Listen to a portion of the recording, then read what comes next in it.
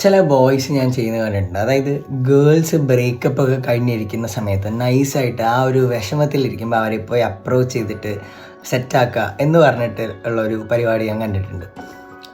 അതായത് നിങ്ങൾ അവരെ ആ സമയത്ത് അവർക്ക് കെയറും ഇതൊക്കെ കൊടുത്ത് അവരെ ഒന്ന് സപ്പോർട്ടൊക്കെ ചെയ്ത് അവർക്ക് നിങ്ങളോട് ഇഷ്ടം തോന്നിയിട്ട് ഇങ്ങോട്ട് പറയുന്നത് ഓക്കെ. അല്ലാതെ ഇൻഫ്ലുവൻസ് ചെയ്തിട്ട് ആ സമയത്തുള്ളൊരു സിറ്റുവേഷൻ മുതലെടുത്തിട്ട് അവരെ കൊണ്ട് ഇഷ്ടം പറയിപ്പിക്കുന്ന ഒരു രീതിയുണ്ട്.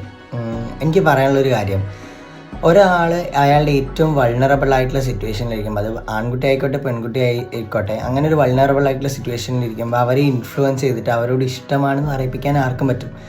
അങ്ങനെയുള്ള ഇഷ്ടങ്ങൾ സസ്റ്റെയിൻ ചെയ്യുക എന്നുള്ളത് വളരെ കുറവായിരിക്കും. കാരണം അവർക്ക് മറ്റൊരു വൾണറബിൾ ആയിട്ടുള്ള സിറ്റുവേഷൻ വരുന്ന സമയത്ത് വേറെ ആരെങ്കിലും അവരെ ഇൻഫ്ലുവൻസ് ചെയ്താൽ ഉറപ്പായിട്ടും ആ ഇൻഫ്ലുവൻസ് ഏൽക്കുന്ന തരത്തിലുള്ള ആളുകളാണ് അവർ. അപ്പം അങ്ങനെയുള്ള സമയത്തല്ല അവരെ കൊണ്ട് പറയിപ്പിക്കുന്നത്. അങ്ങനെയുള്ള സമയത്ത് അവർക്ക് പ്രോപ്പറായിട്ടുള്ള കെയർ കൊടുക്കുക, ഒരു സപ്പോർട്ട് കൊടുക്കുക, ആരും ഇല്ലാന്ന് തോന്നുമ്പോൾ കൂടെ നിൽക്കുക. എന്നിട്ട് ശേഷം ഈ ഒരു സിറ്റുവേഷനൊക്കെ ഓക്കെ ആയി കഴിഞ്ഞിട്ട് വേണം അത് പറയാൻ. ആ സമയത്ത് പറഞ്ഞാൽ ചിലപ്പോൾ അവർ പെട്ടെന്ന് അക്സെപ്റ്റ് ചെയ്തെടുക്കും. അവർക്ക് ആരും ഇല്ല എന്നുള്ള തോന്നൽ കൊണ്ട്, ഒറ്റയ്ക്കാണെന്നുള്ള തോന്നൽ കൊണ്ട് ചിലപ്പോൾ അവർ പെട്ടെന്ന് അക്സെപ്റ്റ് ചെയ്യും. അത് ഒരു പ്രോപ്പറായിട്ടുള്ളൊരു ഡിസിഷൻ ആവണമെന്നും നിർബന്ധമില്ല.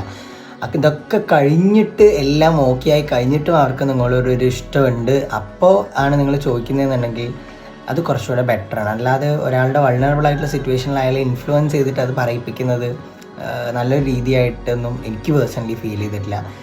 അവൈലബിൾ റിലേഷൻഷിപ്പ് ആൻഡ് ലവ് വീഡിയോസിന് വേണ്ടി don't forget to follow Jilbin Babu.